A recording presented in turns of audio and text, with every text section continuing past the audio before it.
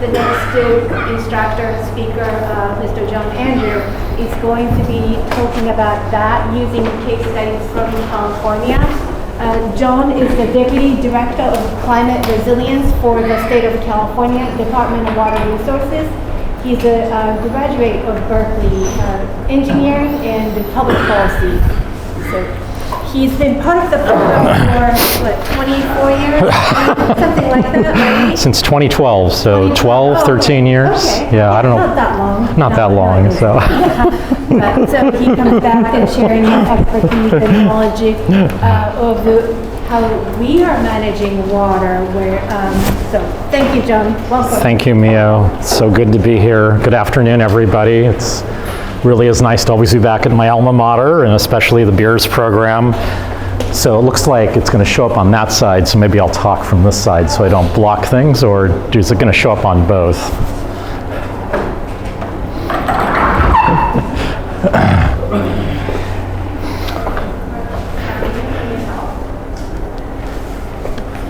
Excuse me.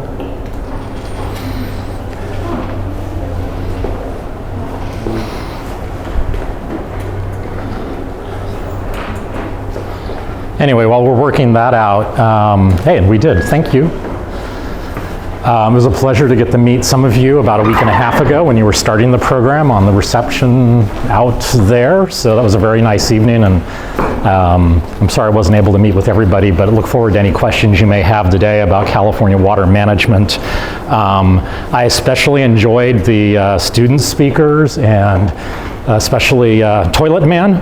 And that resonated with me. I'm allowed to tell a little story. So when I first graduated from this fine university about 30, let's just say 30 years ago or more, my first job out of college, out of Berkeley, was with the United States Environmental Protection Agency, EPA.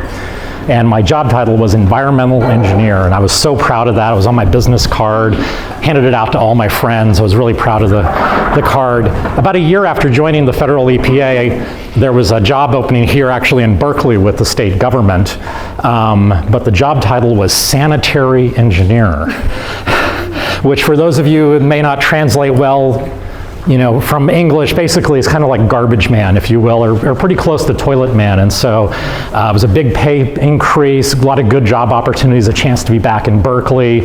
And my girlfriend at the time, now my wife, was like, do you really want this job? Because you're going to be a sanitary engineer. And she really didn't want me to take the position. But anyway, I just wanted to say your talk resonated personally with me because I've been there. So what we're going to talk about today is, and I know there's been a bit of a lead up to this is Dennis? I guess Dennis is not here. So Dennis warmed you all up on California water, hopefully. But I'm going to talk about a big overview of California water resources management. I'll talk about climate change, the water systems, how we do water management. I'll talk about some of the physical and social systems we have here in California to manage water. Also going to talk about some transboundary issues, not a lot, but I know that resonates, I think, with many places in the world where you share water with other countries, and we have a couple of situations like that as well, even here in California. And then I'm going to close on adaptation, how we're adapting to climate change in the water management sector in California. So we have, I have probably about 35 slides. I expect it'll only take about 45 minutes to walk through those slides with all of you. Mio has generously given me, I think, 90 minutes for this session, so you can do the math as well as I can. I'll probably talk for about half that time, and then I would love to hear from all of you in the other half of that time. As, again, going back to the reception a couple of weeks ago, I think Dean accurately another thing that resonated, not only your talk, but what he said, was that we learn as much from you as hopefully you're learning from us. And that happens in these discussions and questions and answers. And so feel free to interrupt me at any point. You don't have to wait till the end of my presentation. Very much looking forward to a discussion, not so much just me presenting to all of you. So with that, we are going to move on, and I'm going to give you a bit of a background on California water management. So We actually, you may have heard that California is running out of water, and that's really not the case. It's part of the mythology, and I think Dennis captured some of the mythology of California water as well. We actually have a lot of water in California, but it's distributed spatially and temporally into different places. And so on this map here, the sort of the blue colors, the green, that's the wetter parts of the state. We have actually a very large snowpack in the Sierra Nevada mountains here, which much of the state depends upon. But as you move down to other parts of the state, these red colors, if you will, and oranges are places that are really almost desert-like. There's just not a lot of precipitation that falls in some parts of California. So there's this big spatial disparity between where water is in the state. There's also a lot of interannual or year-to-year variability, and I'm sorry this is not in metric, but if you were to see, there's a dotted line right here where you can draw an average. You can calculate an average, and it would be about 23 inches or 60 centimeters. So if you took all the water in California, just averaged it out, it's about 60 centimeters per year. As you can tell, we rarely get an average year. As it turns out, we actually are having an average year this year in California. It's really bizarre. We usually don't have average years. We usually have years that are either very wet or very dry. So you can see how from year to year over the course of the 20th century, it's just all over the place. And of course, and the other thing I'll add, and I'll get into this a bit later as well, is that in this century, in the 21st century, we've had mostly dry years. So we're on a long run of dry years in California. Just to give you another idea in terms of the temporal distribution of water in California. So we like to say that we have a Mediterranean climate, and I'm trying to think about the countries you were all from. Obviously, anybody from the Mediterranean or Australia, Southern Australia, South Africa, Chile, this idea of you have most of your precipitation is concentrated in the winter. You have moist, wet winters, and then for many months at a time, it's dry. There isn't a lot of precipitation. So here in Berkeley, you've now been here, this is your third week. In Berkeley, you have probably not experienced any precipitation at all. And then you would be in this category, this slice of the pie right here, which is almost not worth putting on the pie chart. It's such a small amount of precipitation that we receive in California. If you were to look at November, December, and January, that's literally half the water that falls in California is in those 3 months. And then if you add on November and March, you're talking about three quarters of the water in California. So this is the other disparity we have. We have the spatial disparity where water is concentrated in the north along the Sierra Nevada mountain range in the east. And then we also have this temporal disparity where most of the water is falling in the winter as rain or snow. And then it's actually not really being used in those times of the year. Our big water use times are these other times of the year, and I'll get to that a bit more in a moment as well. So another way to look at the spatial disparity of water in California, if you were to draw a line basically from, Berkeley is right across from the Golden Gate, so we're about right here. If you were to go through where I'm from, the state capital, Sacramento, and then up to one of our natural treasures, Lake Tahoe, which is on the border with Nevada, the next state to our east, you would find that about 80% of the water in the state is north of that line, and 20% is to the south. And then the numbers in red are the distribution of water use. And so you have most of the water occurring north of this arbitrary line across the state, admittedly, but most of the demand is happening south of that line. And that demand includes things like urban demand. So we have the Bay Area, which is mostly below that line where we are here, Los Angeles and San Diego down towards the Mexican border. That's our huge population center. And then we have a huge agricultural area in what's called the Central Valley here between Sacramento and Fresno. And then we also have a large agricultural area out on the Mexican border, the Coachella and Imperial Valleys. And that's one of our big water using sectors. So the other way to look at this is how do we sort of match supply and demand? So we have basically, we like to say in California water management that we move the rain. And there's a lot of hubris with making a statement like that and not a lot of humility. But if most of the water is happening in the north and in the east, and most of the water is demanded in the south and along the coast, then we have to build, all these little lines here are different water systems that have been built over the past 150 years in California to move water from where it occurs to where it is needed. Most of those are local projects. So, for example, the water served here in Berkeley, I'm a representative of the state of California. We have our own state water system, which is the red lines here.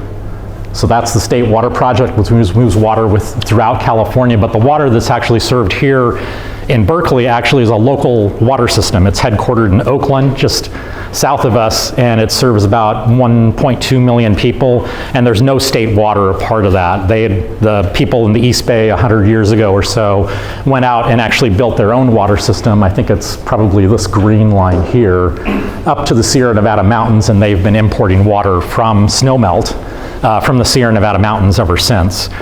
Groundwater is the other thing I want to point out here, that purple slice of the pie. And the reasons there's no numbers on these is that the numbers change a lot. So I was always changing the numbers from year to year, and I just kind of gave up. We'll just go with sort of proportions, if you will, which still are pretty accurate.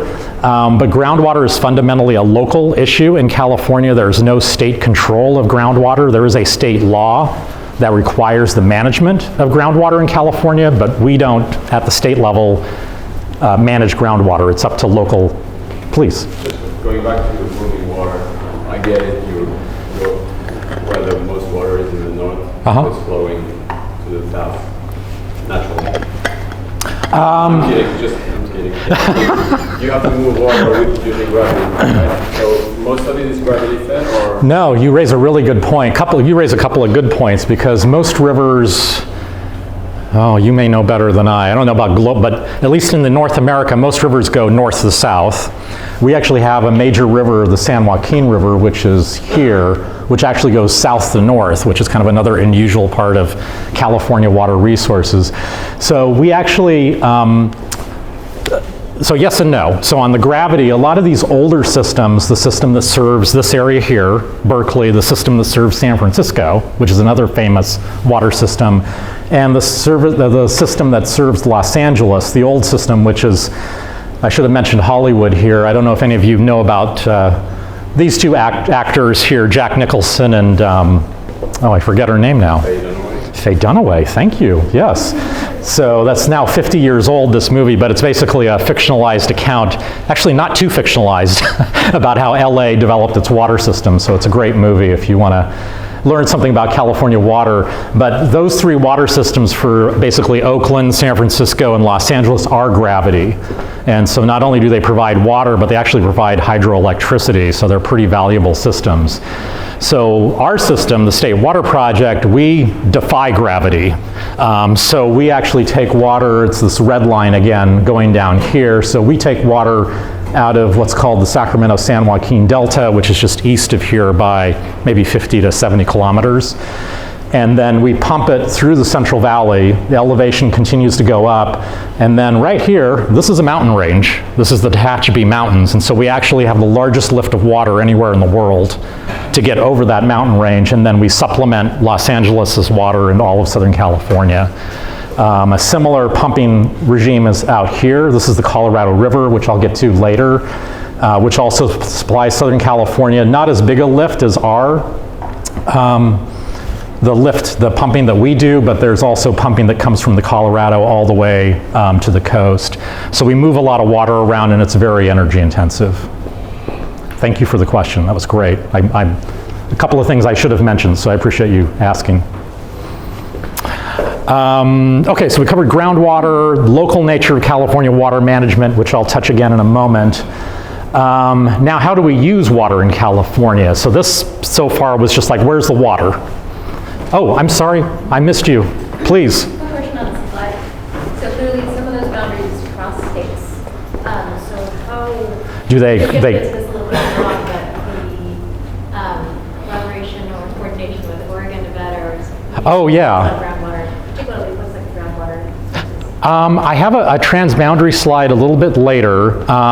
For what's on this slide here right now, called the Colorado River,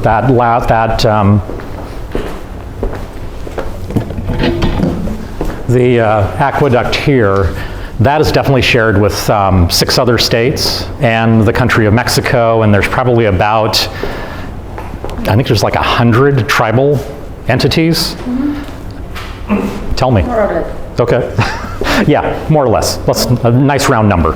So there is a lot of coordination that goes on there.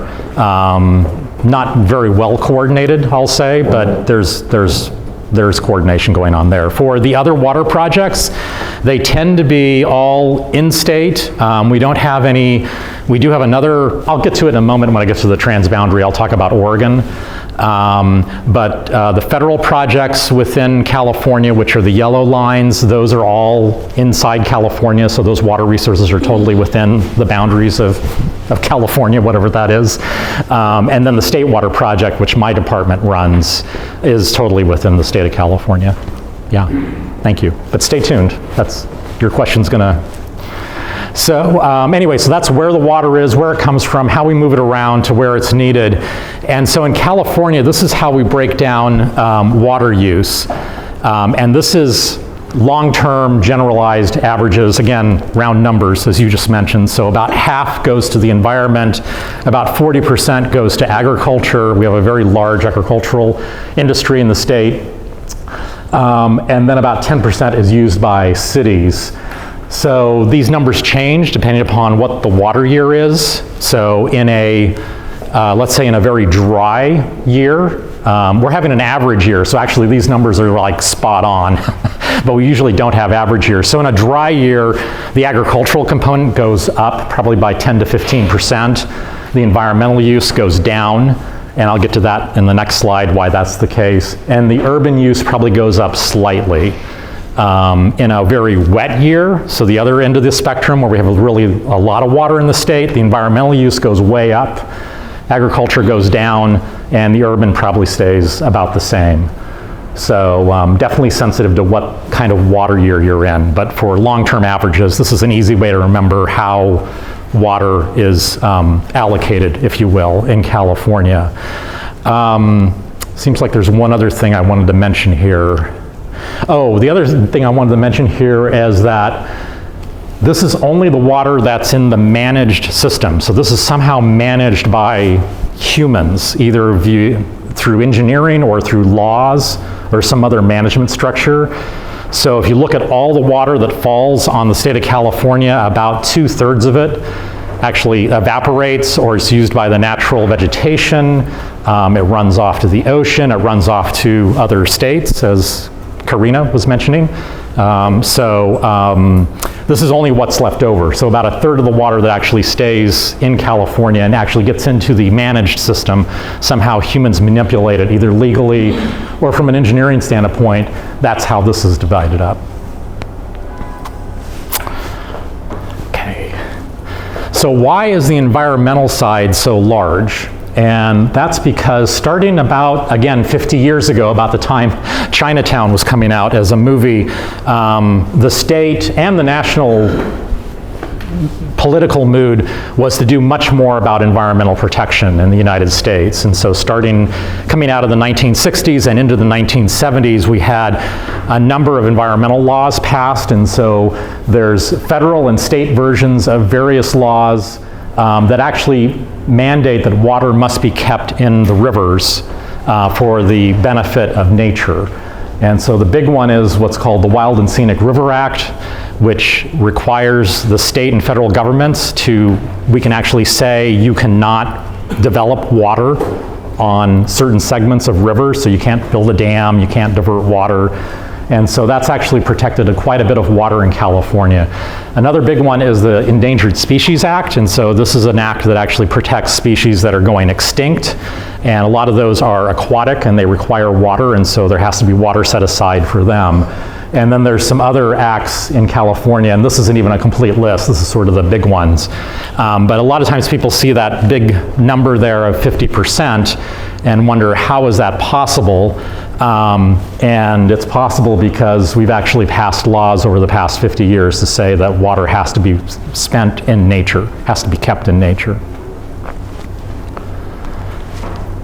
So so I've talked about, let's see, where the water is, how it moves around. That's all sort of water supplies so far. So there's also a water quality component. And Ali and I were talking about that a bit, comparing notes before this talk in terms of what's going on in Palestine. And actually, I think Wendy and I were talking about this at the reception. So one of the issues we have here in California, where you like to go around talking that we're, I don't know what it is this week, the 5th largest economy, the 4th, the 6th, whatever. Wherever France is, we're always competing with France. But we actually have a sizable part of our population. There's 40 million people in California, and about 1 million of them don't have safe drinking water. They either don't have access to it, so they actually don't physically have water in their homes, or the water that they have, excuse me, has some sort of a contamination issue with it. And like your part of the world, nitrates are a big issue with this issue here, so a lot of commonalities there. There's some saltwater intrusion. We have a bigger sort of issue with just agricultural pollution, fertilizers, and that sort of thing. Also septic systems creating nitrate problems. I'm sorry? What is you mentioned that you have a problem with the X. What's the reason? Just a lot of unregulated agricultural use of fertilizers over decades. And so it's a quality issue. Yep, exactly.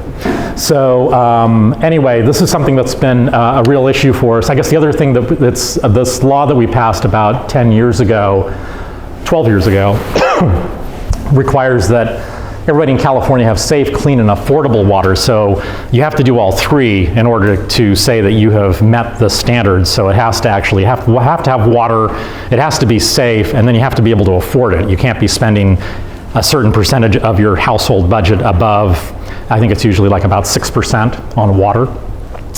And so this is a big issue for us in California. Please. What's the distinction between safe and clean? Like what, how is safe bigger than clean? That is, that's good that you pointed that out. My sense of that is that the people that wrote the law thought there was a difference. In my mind, if we're talking about water that's out in the environment, I would say clean water. So like if it was in the rivers or wetlands or something like that, and you wanted to go swim in it or fish in it, you would talk about sort of clean water. If it's coming out of a tap, which is what this law is about, I would say safe water. So I would say, I wasn't there when they wrote the law, but I would say it's redundant. But couldn't clean, like a river is not necessarily clean, or lake, so it being in the environment is not necessarily sufficient to make it clean. It could also be polluted, right? It could be polluted, and a lot of our rivers are polluted, and a lot of our groundwater is polluted as well, whether it's nitrate or arsenic or something like that. This law, though, was specifically designed, excuse me, was specifically targeted at potable water, water that's being delivered to customers. Yeah. Yeah. Anyway, so we still have a bit of work to do in terms of making sure everybody has safe, clean, affordable water. Yes, please. How do you, since this bill passed, how do you make sure that that every Californian has access to the water? Is there like public spaces where people can have access to the fountain? Yeah, so ideally what you would have would be that you would want everybody to have safe running water in wherever they live, in their household or their apartment or whatever. So in a lot of places we don't have that, and so you do have people either they're bringing in bottled water or they have tankers that come in, and this is especially a problem when we have droughts and the groundwater levels are depressed or are lowered because people are pumping groundwater more because there's not enough surface water to go around. And so sometimes the wells serving these communities, and most of these communities are served by well water, they just run out of water. The well runs dry, and then they have to bring in trucks or, please. So So when you calculate 1 million Californian, is it mostly per location, or is it Yeah. in terms of economic access? Let me find a map of California. So it's primarily in this area here. This is the Great Central Valley of California. So Berkeley's about here again, right across from the Golden Gate. This is a very large agricultural region. We grow pretty much everything under the sun, literally, in this area. And so a lot of those communities are rural communities. They're farm worker communities. They're people that are living on the fringes of society in a lot of ways, not just in terms of the drinking water safety. They probably also don't have access maybe to wastewater, safe wastewater, going back to Toilet Man. And they probably don't have even good housing, period. So it is a great question. It is concentrated. Most of the people that live in the cities, and unless you're homeless, you don't have housing, then you have this problem as well. But if you live within a city, most of our cities we have water, it's safe to drink, you can go to the tap anytime, and it's also relatively affordable. But in these sort of rural communities where it's a small community, there isn't the economies of scale to build a good water system, that's where the problem really is. Great question, thank you. Okay, so I covered that, and I covered that, and I'm going to have one slide. Everything I've talked about so far has been water supply. So where the water is, where does it go, who uses it, for what, that sort of thing. One of the big issues we have in California, which I'm not going to talk about much today, is that we have a very large flood risk for our major cities. And so this is a view of Sacramento, the state capital. This is where I live and work, about 150 kilometers inland from here. And it's at the confluence of two major rivers, the American and the Sacramento rivers. So it's great for water supply. The capital city of California will never run out of water. It's just, and that's why it was selected as that location in part. But the city has been flooded over and over again. It has the highest flood risk of any city in the United States, and that includes New Orleans, which had a catastrophe back in 2005 after Hurricane Katrina, or due to Hurricane Katrina. And so we have probably about, the numbers again change, but it's about 7 million people in California that have an unacceptable flood risk. And I did mention earlier that we've had mostly dry years in California, but we do have wet years, and when they're wet, they're kind of scary. And so there's a whole nother issue of water in California, which is the unacceptable flood risk that we have for a lot of our population. Allie? How much of that risk also comes from earthquakes and the risk that it poses to like dams on the plates? Not much. So California, that's another good context question. We have a lot of earthquakes here. It's a seismically active state. There's actually, you know about the Hayward Fault or not? We haven't, I don't think we know for that. Oh, really? So you just go up just walk up the campus to the stadium. That's a 5-minute walk, 10-minute walk. That's a major earthquake fault that goes through the stadium there. So it's called the Hayward Fault, which is part of the San Andreas system, which is right offshore of San Francisco, and was the San Andreas system was the cause of the earthquake in 1906 that devastated San Francisco. The Hayward Fault has not moved since, I think, the 1860s. So it's like way overdue for an earthquake on the Hayward Fault. So anyway, thank you for providing that context. So back to your direct question, not so much the dams, because we're very cognizant that earthquakes are a clear and present danger. The dams are built, they're built for many risks, but the main risk is seismic. So yeah, this kind of flooding would not be because of a dam. It would just be because of days and days of rainfall coming. So.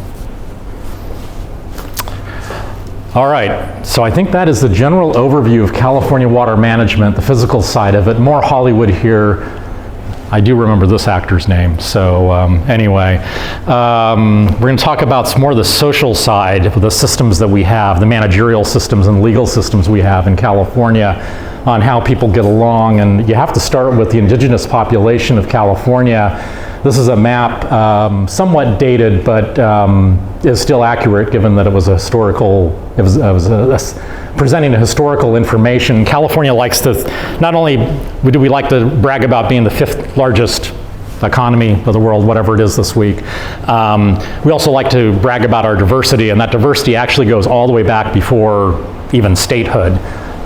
So if you look at all of the entire United States, we have the most diverse indigenous population of any part of the country. It's kind of incredible, and this is just a representation of the languages that were spoken at that time before European contact. So a lot of diversity in terms of the indigenous population here in California. So after that, the Europeans showed up, and it really did become a bit of a Wild West.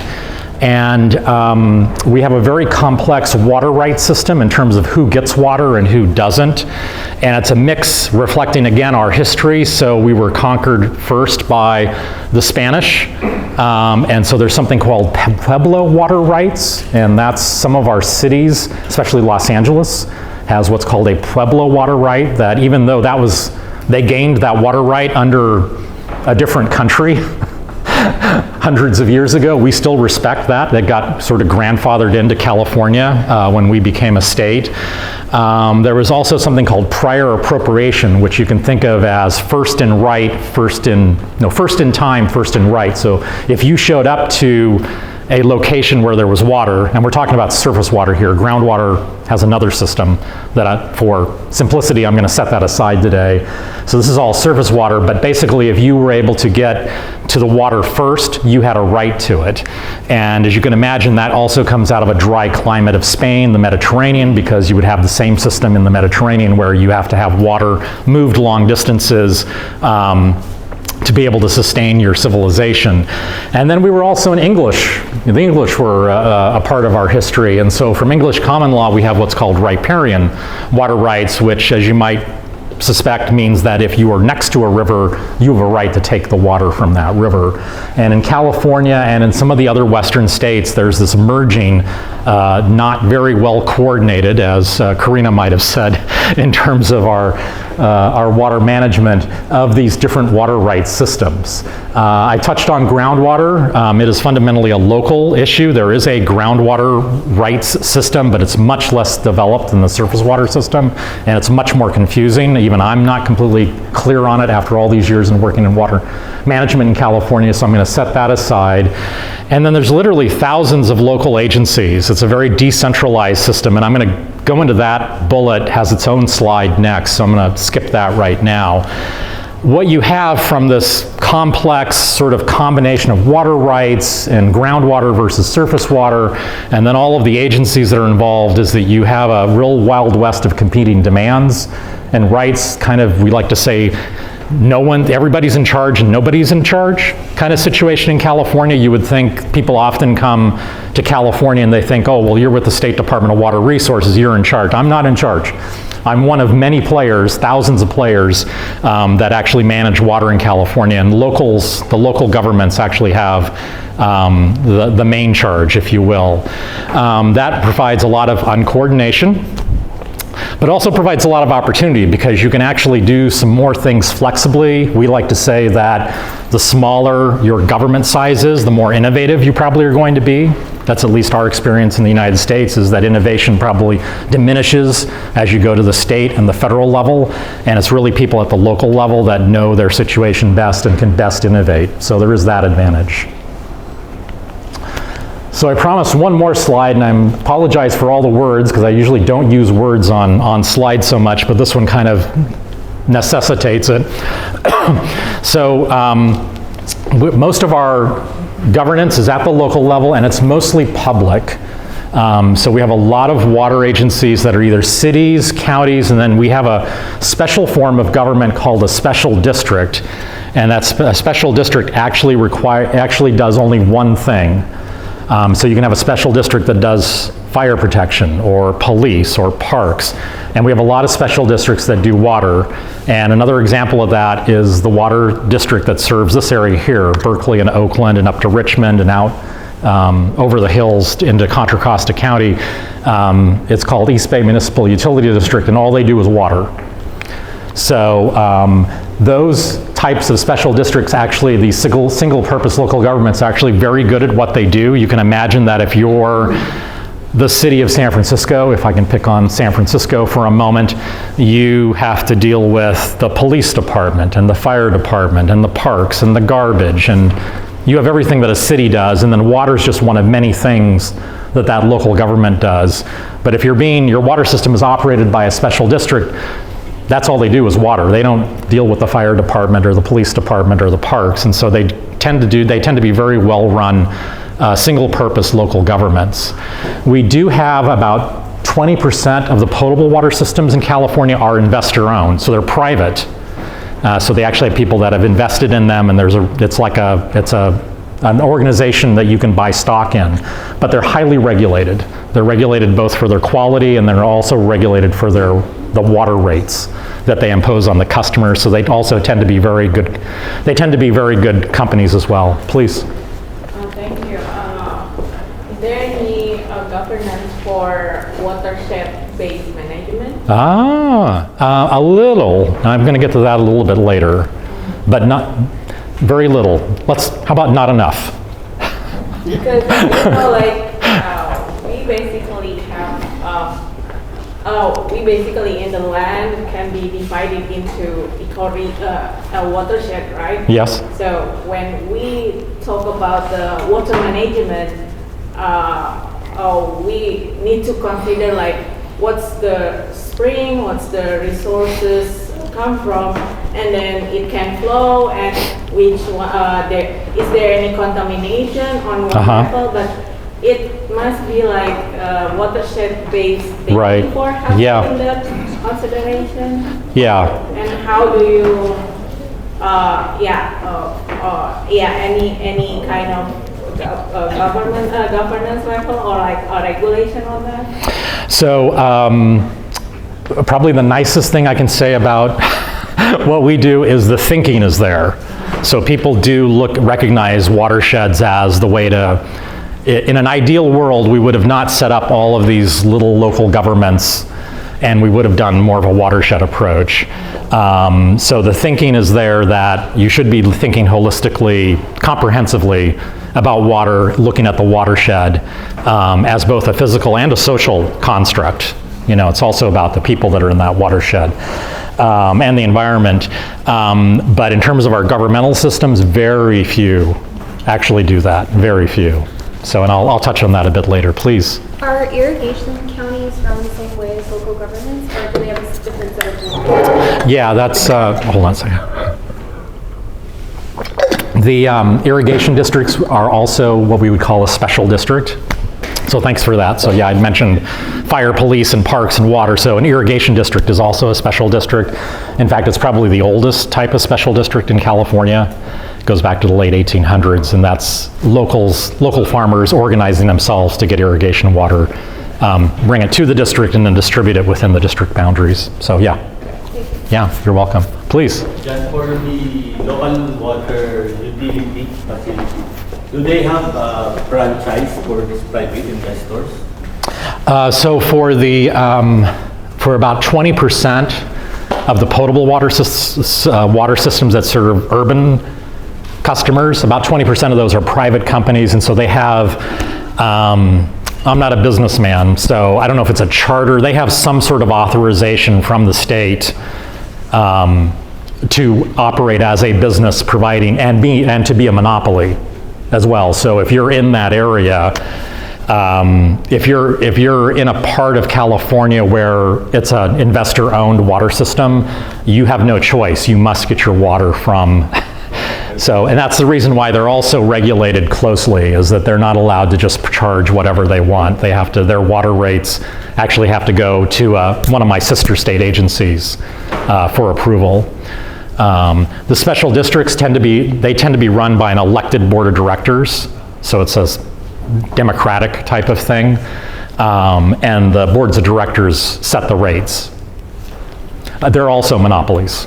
And they do have a prescribed period for the franchise, let's say 25 years? Oh, that's a good question. I'd say forever. Yeah, it's a pretty good deal. In perpetuity, yeah. No, good question, thank you. Yeah, no. I mean, that's something we could consider. actually, is, every 25 years, maybe put it out to bid and see if somebody could do a better job. But I think from the investor-owned utility standpoint, they're the ones who have built the dams and put the pipes in, and they're maintaining the infrastructure, and so they would want to be compensated for all the work, the money they've put into the system. But that's an interesting concept. Yeah, please. I'm curious about the 20% figure. Yeah. In Europe, there are big stakes about potable water. Yeah. Usually these private companies that run that. Yes. And so, is there any regulation that prevents a certain amount of private actors in the system, or how does it work? I would think that there would be more than 20%. Yeah. About 100 years ago, a little more than 100 years ago, I think you would see that most of the water systems, at least in California, were privately owned. And what we were experiencing back, this would be around the turn of the 19th to the 20th century, so 120 years ago, let's say. And what we were seeing was that the private utilities were not the owners, whether that's stockholders or just privately held, people that have a lot of money. They weren't investing in the water systems. So if I can use Berkeley as another example, so back in 1920, I'm looking at John because he probably knows this as well as I, 1923, 1927. 1920s, there was a great Berkeley fire, and it actually burned just north of here, and it came all the way to the edge of campus. So basically you're sitting where the fire stopped, and it just burned the whole North Berkeley area. And in part that was blamed upon, it was a private water system that was serving Berkeley back then, and the water system failed during the fire. And that precipitated, if you will, the creation of a public utility, the utility that actually exists now, was formed just a few years after that event. And you saw that in San Francisco, you saw that in a lot of places where there were private utilities, but so I think some of it's historical. To get back to your question, it's like the private utilities had a chance, they didn't do it, and then the public utilities came in and they've done a fairly good job since. Another interesting part of your question was sort of the sense that why is it only 20%? And so I would say about when I first got into the water sector 30 something years ago, Margaret Thatcher had privatized all the water utilities in the UK, and France has got some privatized water systems. And so there was kind of this trend globally to go private, and a bit of that started here, and it just didn't gain traction. And so there were some attempts to privatize some of the public systems, and it just didn't happen. I'm not sure I'm not a student of actually why that didn't happen, but in recent times, there was a move to make more of the public water systems private. That there was this thought that the private companies could do a better job, and it just didn't happen. So the 20% number has been pretty stable for decades. Thanks again for the question. So where does the private sector actually have a role in water in California? So it's not in governance for the most part, but they do have a lot of role in terms of these public water systems usually don't have, they have some engineering staff, including, I have an engineering degree, so you could include me in that. But a lot of a lot of the engineering that goes into water systems is actually, those are private consultants, and the construction companies, the people that actually go out and dig up the water lines and build the dams and all of that sort of stuff, that's almost entirely, those are private companies. So that is sort of where the private sector actually have its role. There's a bit of role for operations and financing, but not much. And then I don't want to leave out non-governmental organizations. In California, we have a very strong non-governmental, a role for non-governmental organizations, and some of them have different business models. One that you may have heard of is the Sierra Club, which is basically sort of in litigation. They're taking the governments and other people to court to achieve their agenda. There are environmental justice organizations which are looking at basically the issue that I had up earlier about the lack of safe water to about 1 million people in California. They have some other issues as well. And then there's some that are kind of interesting that are, I call them stewardship. A lot of them, I mean, it's kind of corporate. The Nature Conservancy, which I know operates globally, not just in the US. But the business model basically is to go out and buy the land and take care of it. And so they're not really that much into advocacy or litigation. They're definitely not grassroots or environmental justice organizations because they do depend upon large donors. But they do actually just decide we want this piece of land and we want to protect it for water or nature or whatever, and they actually just take it off the market. So there's a large non-governmental role in California. So we're going to go back to transboundary. So we do have some transboundary issues, and this is the one that I was going to mention. Is our biggest one is the Colorado River, and this is this one again goes back 100 or more years in terms of the sharing between 6 U.S. states. What you need to know about the Colorado is that most of the water comes from what we call the upper basin. So this goes all the way up, we're going up towards Canada there in terms of how far that watershed is. So this is quite a river system. And then most of the use is, of course, down here in where we are. So the thing that the other 6 states don't like about California is that the green here is the watershed of the Colorado, and you can see that in California we don't contribute a lot of water to the Colorado, but we use most of the water from the Colorado compared to the other 6 states. So let's just say often the debates, the coordination on the Colorado River is 6 states versus California. So we often find ourselves alone. The federal government also has a role in this because it's interstate, if you will. So there's a federal role in this. I mentioned the tribal interest. I think 100 is the right number, and their rights have been neglected for a long time, and they're now becoming more relevant, let us say. And then we actually share this river. There's a treaty with the country of Mexico. And again, Mexico has been shortchanged a lot of water as well over the years. So this is our major transboundary issue in California. And the other thing I should mention is that I mentioned the series of dry years in California. It's been even more severe in the Colorado Basin. They're probably running the last quarter century has been just exceptionally dry in this watershed. And so at the time, 100 years ago, when they negotiated who would get how much water and how much water would be in the system, they were probably negotiating that during a very wet period in history. And they may have been off by as much as like 20%, it looks like. So they probably thought there was 20% more water there than there really is. So this is a big issue for us in California and the other 6 states in Mexico and the tribes. The other one I was going to mention was the state of Oregon. So we do share a river way north. It doesn't really show up on this map, but in that corner there, probably about where it's purple, there's something called the Klamath River. This is a river that has a lot of indigenous value and also a lot of value for salmonids, which is an endangered species in California. There was, between the 2 states, California and Oregon, which is the next state north, there were, about 100 years ago again, about 4 dams were built for power and for some irrigation, but mostly for power. And those dams are actually coming down now. So, and I'm not sure whether all 4 of them are down already. They may be. I don't keep track of this issue very closely. If all 4 of them are not down already, have been removed, it's one of the largest dam removals in the United States. And so that's now going to become a free-flowing river again, like it was before the dams were put in.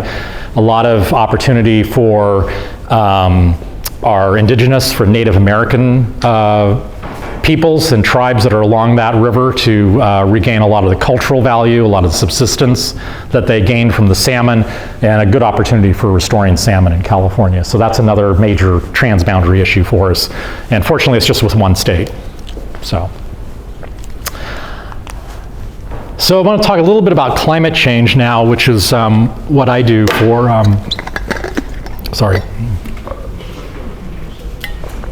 more Hollywood here, I know. This is your 3rd actor, but this guy actually was the boss for a while, so it was a little crazy to be. Yes, please. Go for it.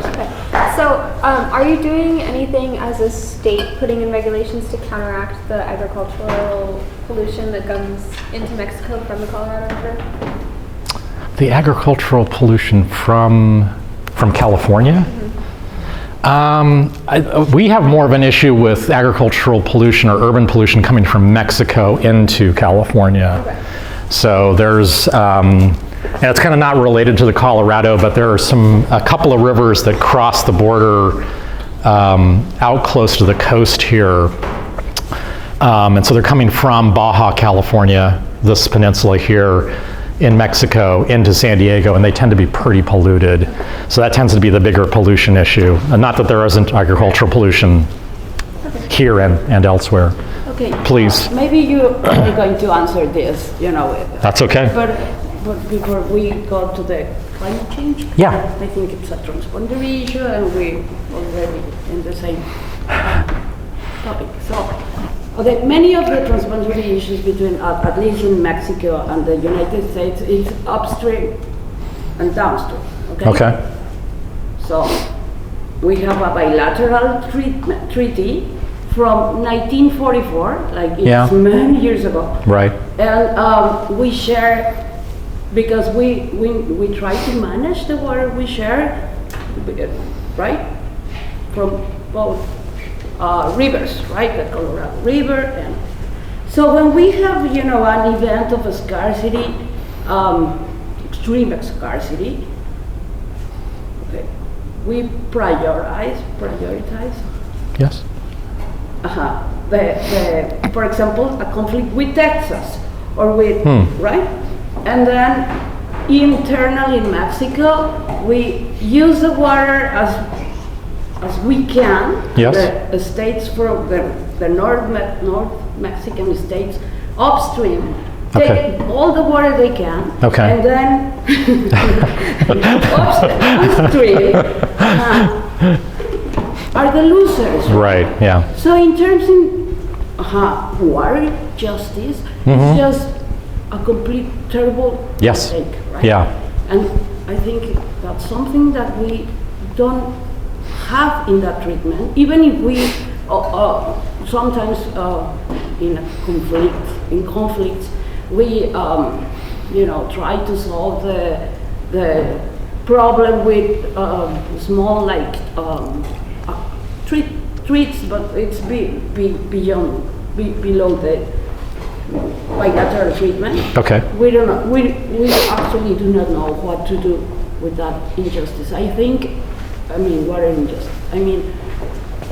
Do you know how to deal with this kind of things in environmental law? I don't. I'm not an environmental attorney, but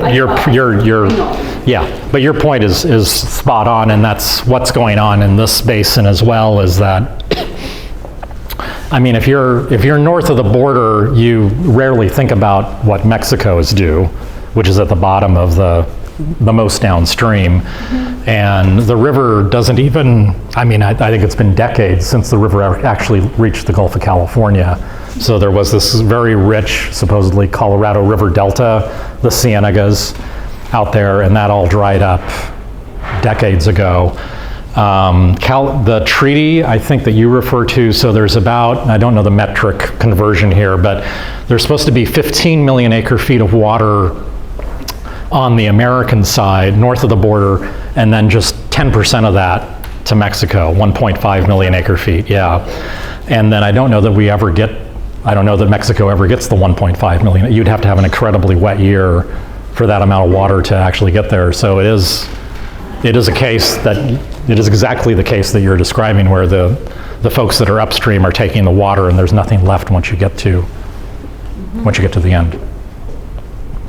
Other than enforcing, it is a treaty, so you would think that there would be a way to enforce the treaty, or even change the treaty, Even there isn't a treaty, so to speak, but there is a, what do they call it, a compact on the north side of the border between the 7 states, and even that is not well respected.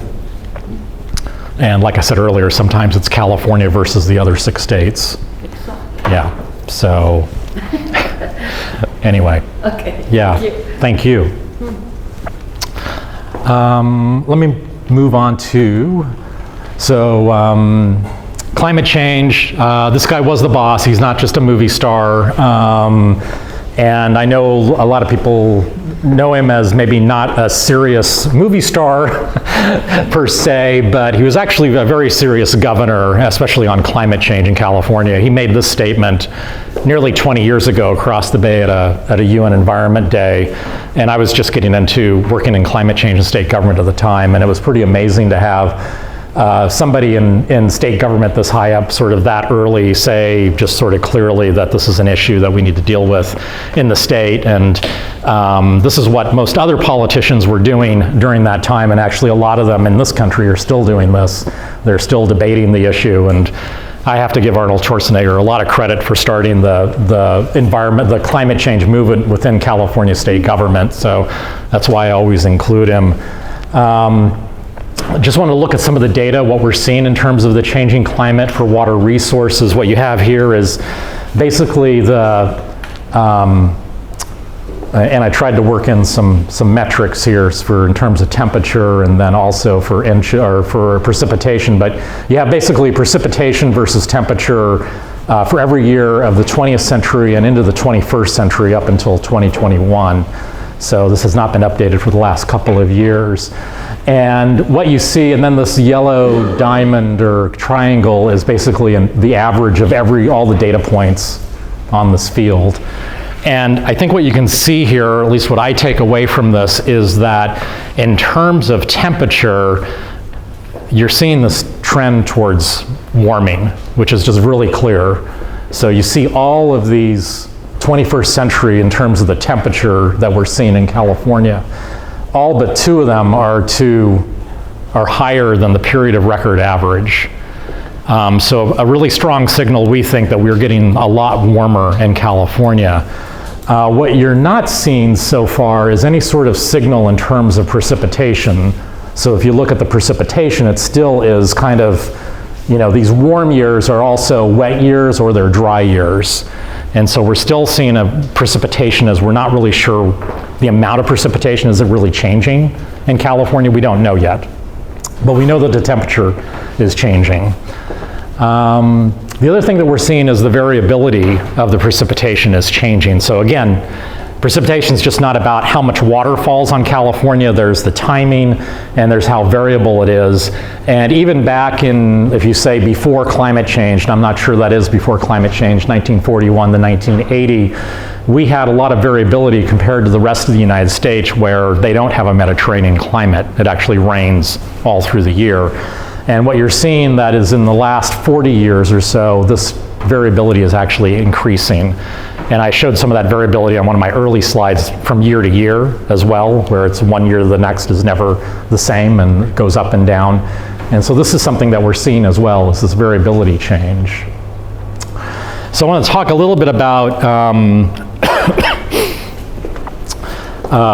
what we're seeing in terms of climate change. That's actual data, so there's really no disagreement here, but we do have some projections. And the thing to keep in mind about projections is that there's a lot of uncertainty about what we're doing. So the data doesn't have a lot of uncertainty. There's some uncertainty in the data, but not much. But as we start looking into the future, and those of you that work on climate change know this already, and I know you've had other lectures about climate change here as part of the program, you start with, you have to come up with what's the future emissions of the planet.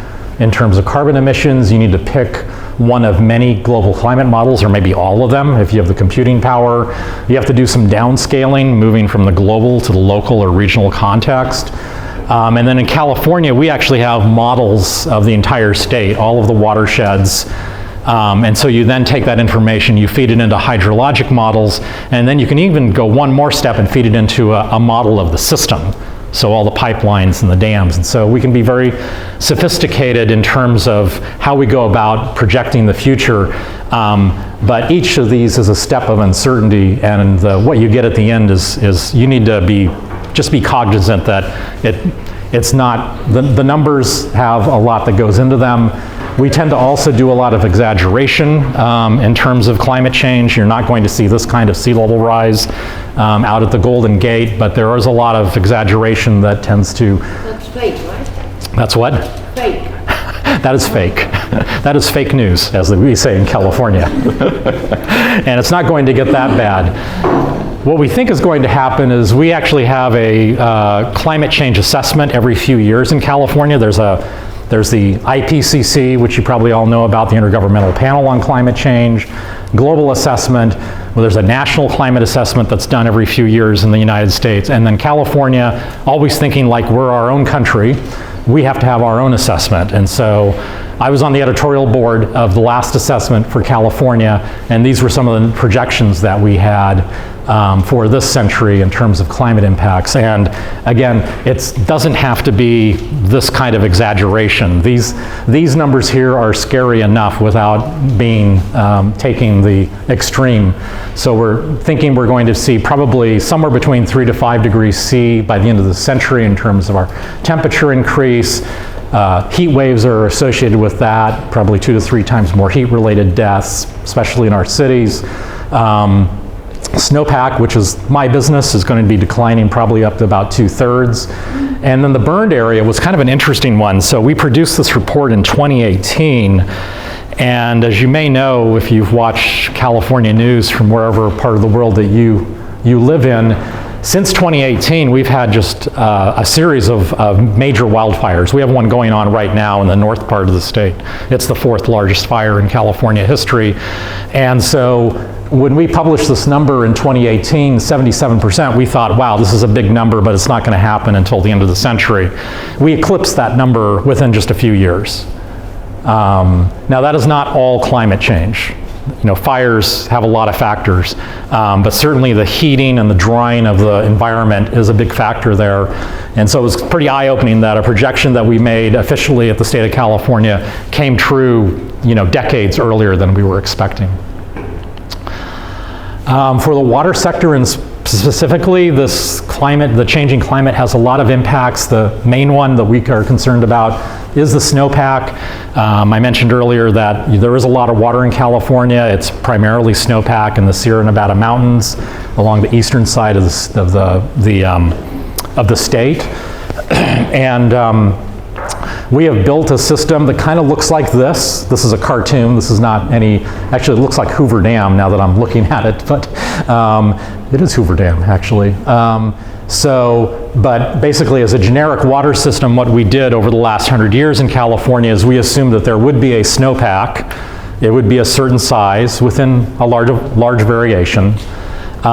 It would melt at a certain time. We would build systems that would capture it, dams, aqueducts, and then we would distribute that water during the dry times of the year when we don't have precipitation. So times like now during the summer and the fall. And what we're seeing is that the snowpack is not going to be there. There'll be less snow melt. There'll be less snowpack. There'll be more snow melt earlier. And the systems that were set up, assuming that the timing was going to be the same forever, going back to the charter thing, we think in forever here. It's not going to be forever. These are changing, and so these systems are going to have to be adapted to capture this water when it actually does exist, when it actually does show up, and it's not going to be showing up when it used to. It's going to be showing up earlier. It's going to be in the form of rain rather than snow. The snowpack is not going to serve as a big frozen reservoir for free for us like it has for the last 100 years. And that's a major change to California water management. So we'll talk, I'm going to close now with a few slides on adaptation. Let me grab one last gulp of water. We have been doing adaptation basically ever since the Europeans showed up to California. Or at least the people from the east coast of the United States. So if you go back in U.S. history, you know, the country was mostly settled on the eastern side, on the Atlantic side of the country.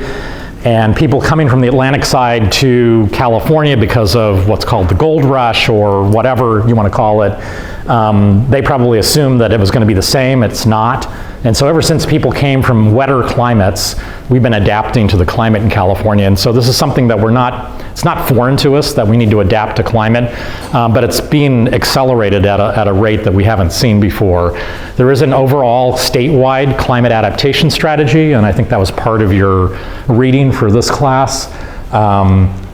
It covers all of the sectors of California, so it's not just water, but it's ecosystems, it's transportation, it's energy, public health, and then it has these 6 goals that are overarching all of those individual sectors in California. And we update this every 3 years. We're in the process of updating this adaptation strategy as we speak. It'll be out at the end of this calendar year. This is the main strategy at the state level to adapt to climate change. Then within the water sector, we have, yes, please. I have a question on this slide. In the next slide. California experience went in having climate adaptation strategy, and lots of people are working around here, and there's so much expertise. But in our countries and in our cities, we are kind of at the beginning of this journey. Okay. So my question relates to the beginnings of this journey in California to the climate adaptation strategy. If you can share with us what are the first steps. So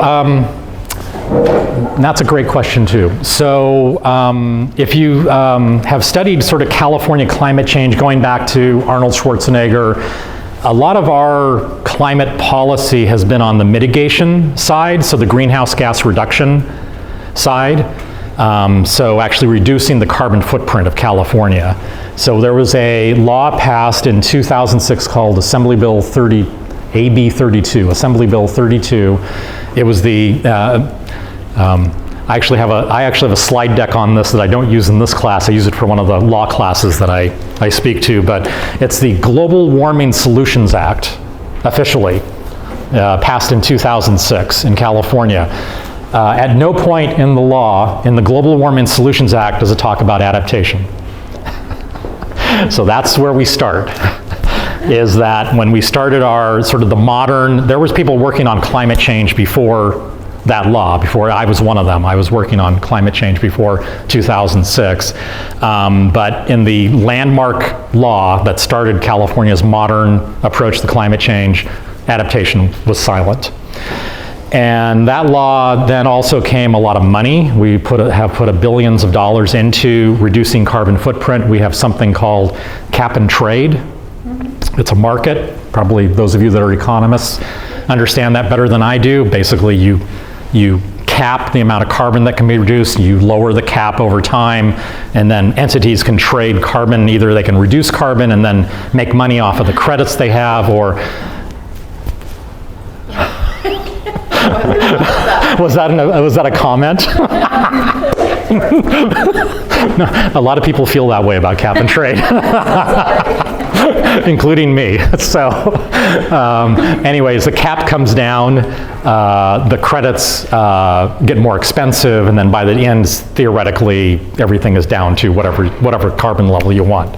So a lot of money went into this Assembly Bill 32, and adaptation, long story short, was just sort of an afterthought. There was a lot of people that thought, and I think there's a lot of people still who think that adaptation is a bit of a cop-out, as we would say in the United States. It was, you have to be serious about reducing carbon, and adaptation is like the easy way out. But what I like to point out, and I don't think it's terribly controversial, is that even if we were to go to zero carbon today, you still have so much carbon in the system, and the environment is changing, and you're gonna have to adapt regardless for the next century or two. So in California, it was really it was kind of interesting because it was very grassroots. So the original strategy was, actually I wrote the first strategy in California for adaptation back in 2008. And then that was used as an example for other departments within state government. And then back in 2009, they came together in one document, but it was still underfunded. To give you some ideas, so we've got billions of dollars from cap and trade going into carbon reduction in California. On the adaptation side, nowhere near that amount of money. There's hundreds of state personnel working on carbon reduction in state government. On the adaptation side, I'm not even sure there's 100 people.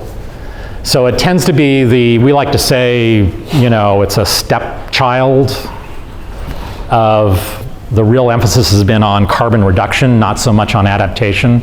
It's gotten better over the years, where people are beginning to recognize that we need to do both. It's not that you do one or the other. Mitigation is very important, but adaptation is going to be necessary as well.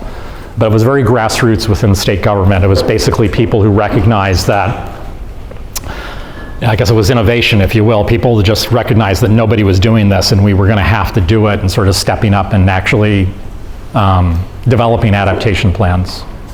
I don't know, I don't know that there's much of a lesson, I don't know if there's a lesson learned there or if that answers your question. Yes, it answered my question, and I have a follow-up question. In getting support from the voters to be these changes that are going to happen, this process started from educating the public in order to be more prone to accept this stuff, or it came from it was a top-down approach? Yeah. Or bottom up? I would say top-down.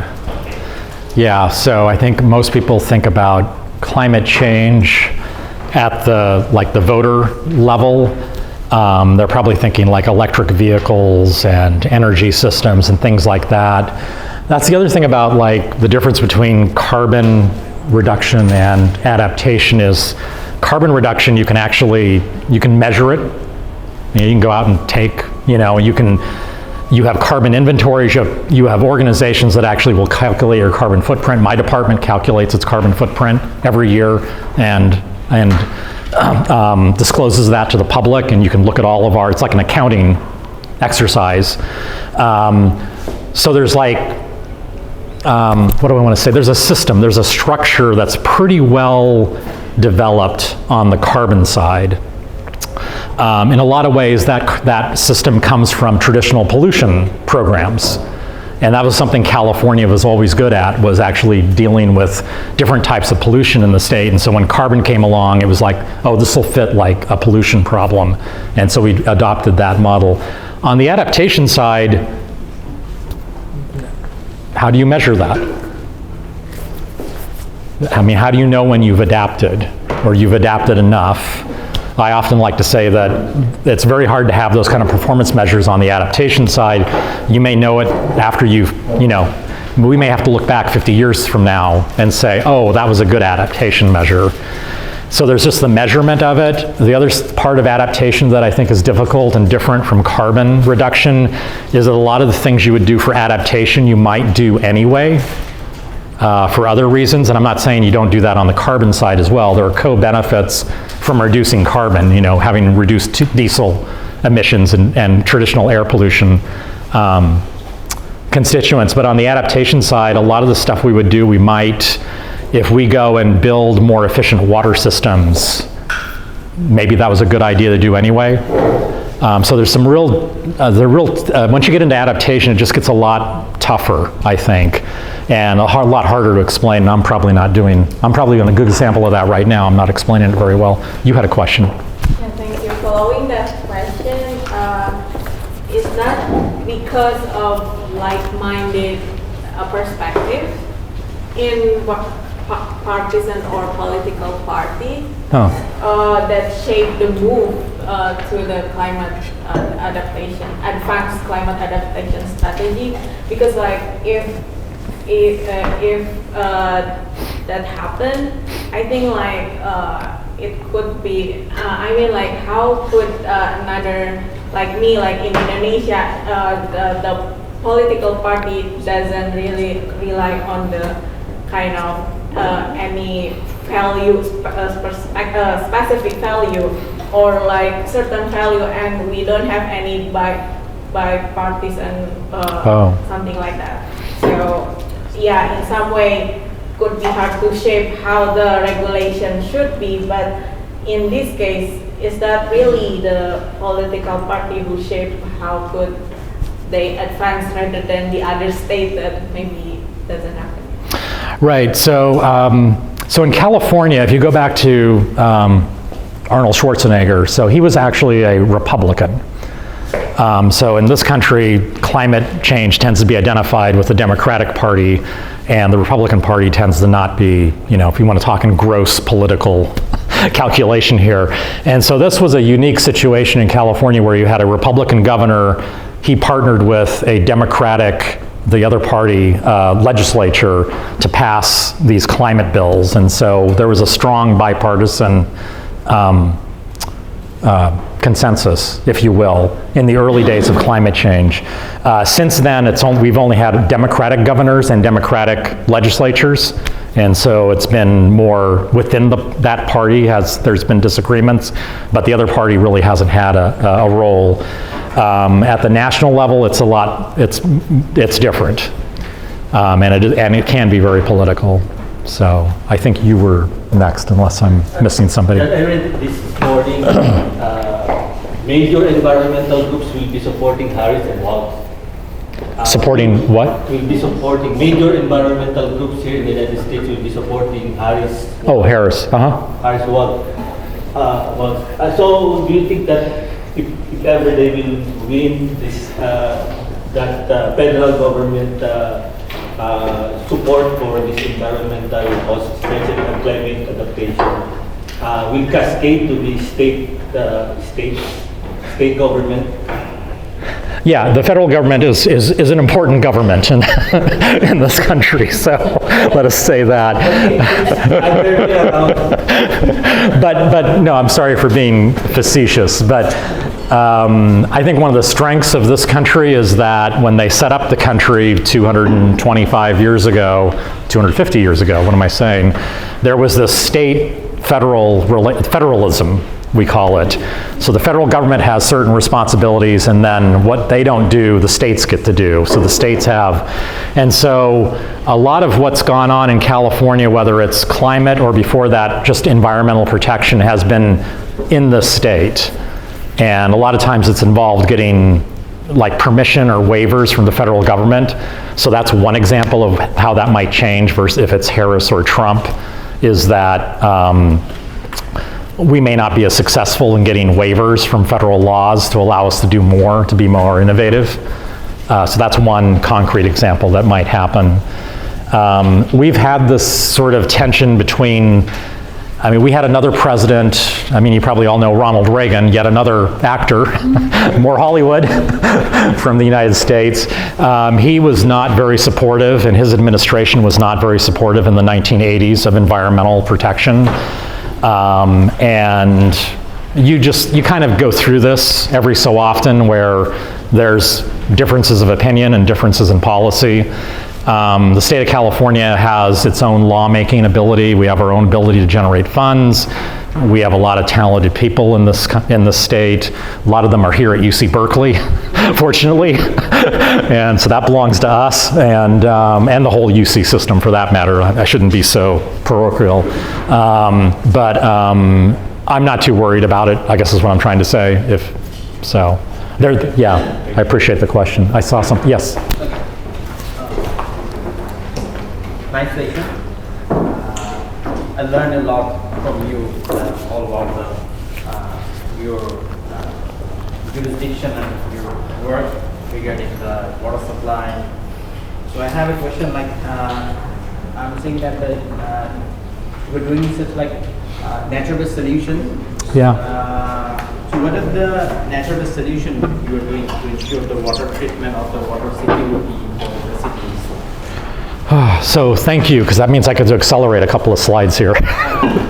So I'll give you an example of that. So let me touch on this slide, and then can I come back to your? Okay, and another one. Sure. So I saw that you do all kinds of hydrological modelings and hydrological and hydrodynamic modeling. So, sure. I know that your team will consider all the climatic scenarios during running all those models. So so you have any propositions in the in your document so that they must run those scenarios for hydrological or hydraulic modeling? So is there any proposition that they must run all the scenarios for extreme events or? Right. So two great questions. So let me take the second one, because I think it's so. this climate change assessment that we do every few years. The last one was the fourth assessment. It came out in 2018. We're working on the fifth one. So it does exactly what you said in your second. So what we do is the state government comes together and says, we want you. So this is mostly done by scientists outside of state government. So people at UC Berkeley, all the universities in California.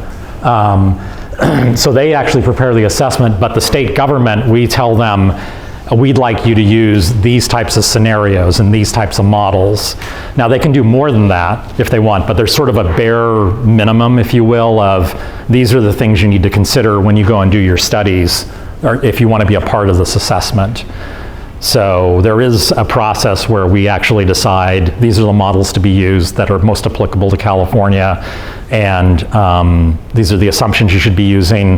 That way, when we produce the entire assessment, you can compare, whether it's wildfires or water or energy or whatever, ecosystems, you're using basically the same set of assumptions for all, even if it's different scientists coming at it. So let me come back to your question about nature-based solutions. I wanted to go back to within the water sector, because Karina mentioned watershed thinking and governance, or was it Amar? I'm sorry. So there's the statewide strategy. So this is everything in California, so this is huge, very high level. There's also a water management strategy for the state. And what we like to do is, this is a very diverse state. I mentioned the Native Americans, I mentioned the hydrology, and then just the territory of the state is just not the same from one end to the other.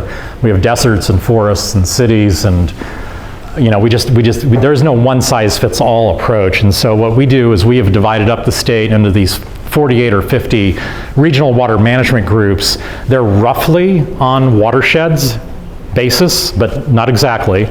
But they are locally based and regionally based, and they take advantage of the people that are there who run the local water systems.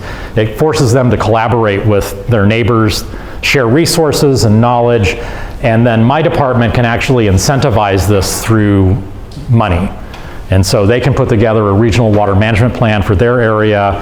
It's homegrown in that respect. If it passes certain bare minimum tests, they submit it to the state of California, and then we can actually leverage funding, actually provide money to them to help carry it out. So this is as close as we get to watershed governance, and it's not very close. I want to be clear. I want to be honest and humble that this is not the ideal that you described. But a lot of these lines are, you can look at some of these lines. So these groups, let's pick on this one here. So that's a very straight line for a watershed, let's face it. So a lot of these are watersheds. This is a very large watershed. This is multiple watersheds on the North Coast. And some of these, you can just look at these and go, oh yeah, these may be watershed based. But a lot of these, especially with the straight lines, they tend to be politically based organizations. So we still have more politically based water organizations than we do have watershed-based organizations. Yes? I grew up in the Chesapeake Bay watershed. Oh, that's a wonderful watershed. And then I moved to California. And so, the difference between management policies in the two states is very interesting to see, from an outside perspective. That's a great one to compare and contrast California, and then you have multiple states going all the way up to New York and Pennsylvania. So yeah. So let me try to get back to your question about, and there it is, so nature-based solutions. So one of the ones that we like to do a lot is called meadow restoration. So historically in California, we were not really paying attention to, when I had this map of all the water systems and the dams, the watersheds above the dams, we really didn't pay that much attention to their quality, like what was going on there. It's just if the water comes in, then we distribute it. And now we're looking at, if we're not going to be able to store water in like a snowpack for free, as we do in this picture here, we could still store the water in the upper watersheds. We're just gonna have to store it on the land. And instead of having degraded land like this, where I don't know what happened here, but this may have been some sort of a mining operation or something that was an extractive industry created this landscape here. But returning to something that looks more natural, this water will stay in the watershed longer. It will not run off the watershed as quickly. When it does run off the watershed, it should be cleaner.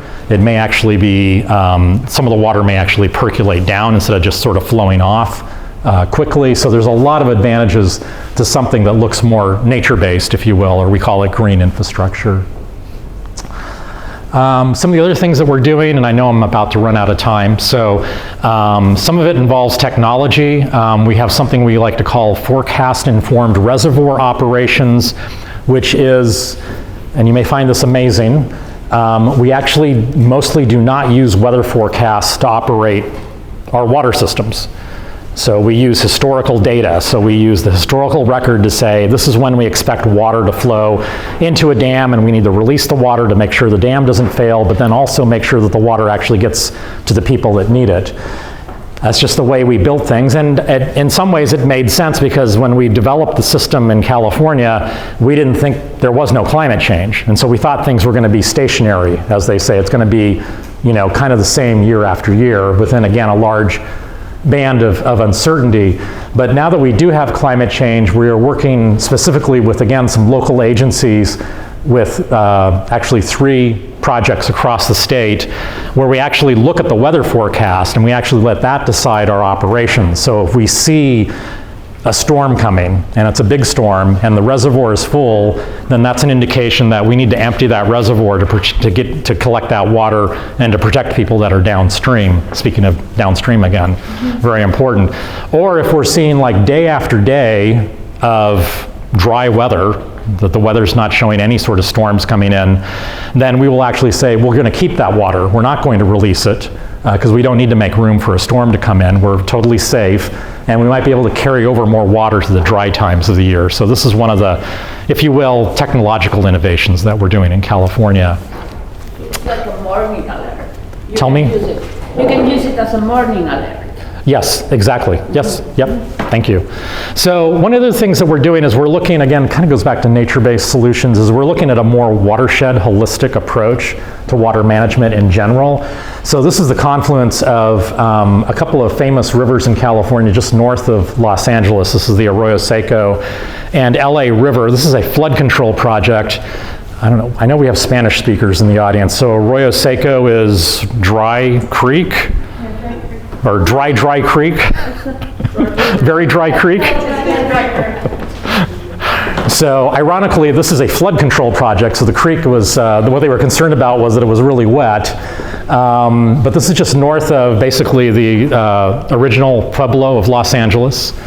And actually is just, this was taken many years ago. This guy here in the white pants, that was me, probably 20 years ago. Yeah, I look a lot younger, don't I? So I didn't realize I was going to go wading in water that day. I wouldn't have worn white pants. So anyway, what happened back in the 1930s is there was a series of very large floods that were devastating in the Los Angeles area. And so our thought was that, the thought back then, for better or worse, was that you would concrete in all of the rivers and you'd make sure that all the water flowing on the watershed goes downstream out to the ocean as quickly as possible. And so this was, at the time, 80 years ago, was thought to be, this was the state of the art in flood control. So this is something that we would not build today. We would not concrete in a river because we'd be looking at all the other aspects of the watershed. Taking sort of a cartoon view instead of a real photo here, we'd be looking at, like, again, going back to that meadow, how much of the water can actually stay in the watershed before it actually runs off to the ocean, and how can it be used and reused for different uses throughout the watershed. And so the idea that you need to like evacuate the water as quickly as possible for flood control, that is very much not, that's not the thinking anymore in California. And this is the thinking that we're moving towards, is to look at the entire, it's watershed thinking. We're not there yet, but this is the way we're thinking about it, and that it can actually be a good way to conserve water and to use it in many different ways. Last couple of slides. How am I doing? I have maybe a couple of more minutes, Mio. I know we're at 2:45. Okay. We do have, in terms of technology, we are a coastal state, so we do have desalination, ocean desalination as a, yes? One question. Do you have any laws on the MAR to manage aquifer recharge? Yeah. What about it? Any law? No. No. Yeah, good. No law. It's mostly incentive. It's mostly financial incentives from the state government. So working with different landowners in a watershed and trying to get them, it kind of goes back to the, where was I? I mean, no, I'm using more minutes. It kind of is like a watershed scale version of this where you've got different parties. So not at the regional level, but in one single watershed, too far. And you're basically got different landowners, different interests coming together, different stakeholders, and they're working together to do this. And so it's all, it's voluntary. Okay. Yeah. I read a few studies on the groundwater recharge and MAR. Yeah. Specifically reference study which is happening in California. So how it contributing the water security combinedly, the managed aquifer recharge, how it contributing on the water security? If you mean in terms of like conserving water? Conserving water or creating groundwater storage Yes. pockets. So right. How it contributing? So the idea is that, I'll use this as an example here. So this is just like I'm not sure what kind of crop is being grown here. It might be, looks like a vineyard. Traditionally, you would have water flowing through the watershed. It would be kept within the flood channel, the river, if you will. But the natural, I mean, we all know the natural environment is that when we had high flows historically before people showed up on the landscape, the water spread out over the entire, it spread over the entire floodplain.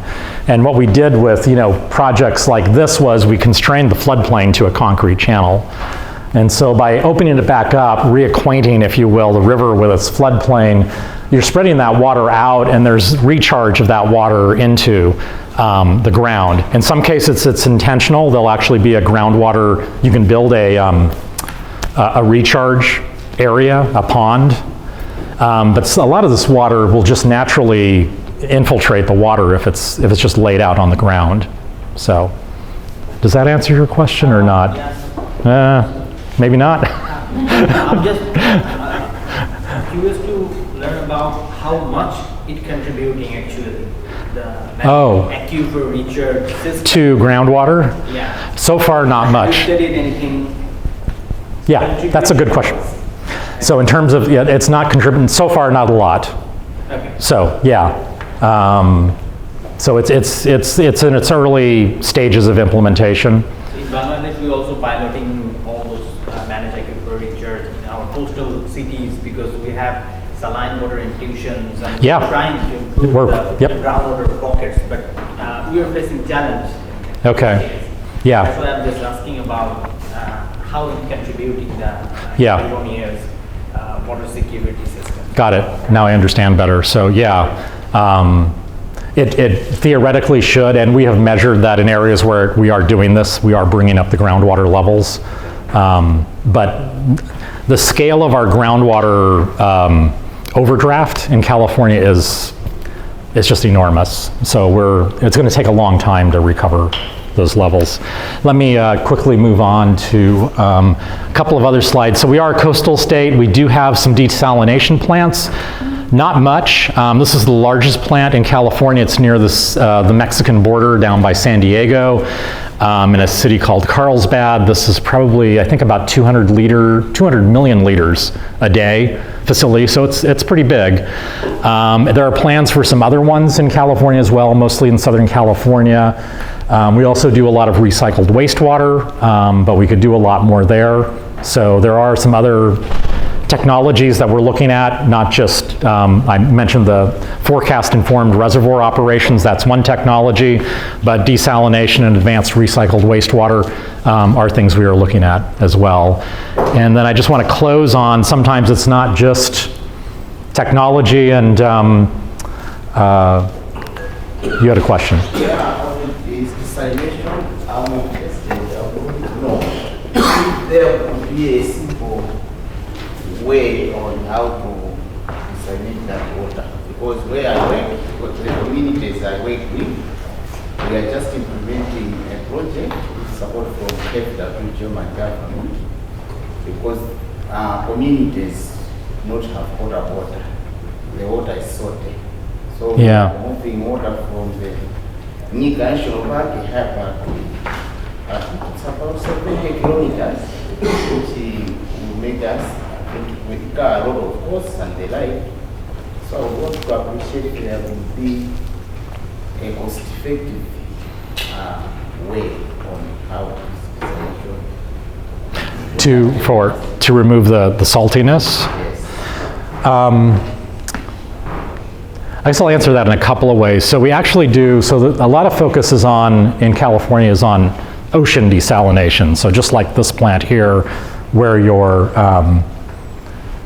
taking water from the ocean and you're treating it at a very high level to remove all of the salt. Most of the desalination in California actually is inland. And so we have a lot of groundwater that is saline.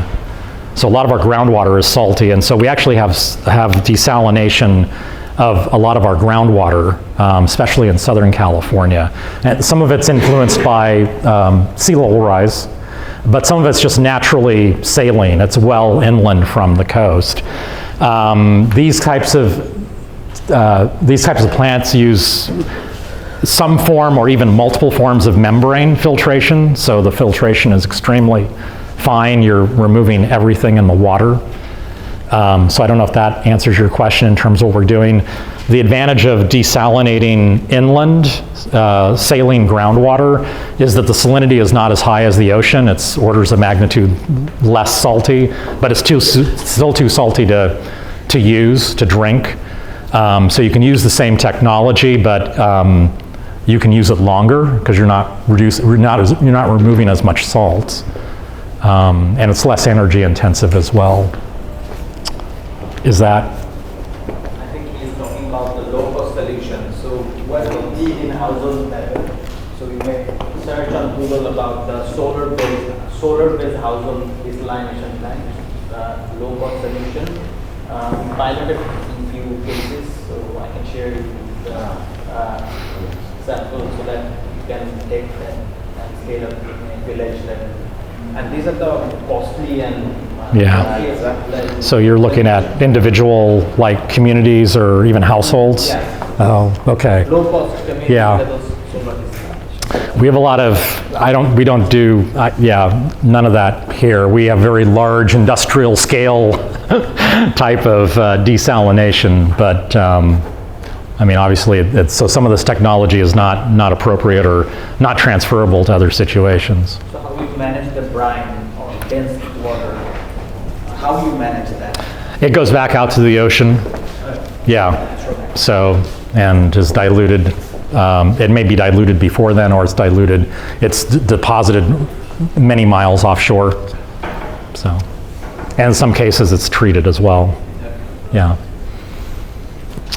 I think I'm going to stop there.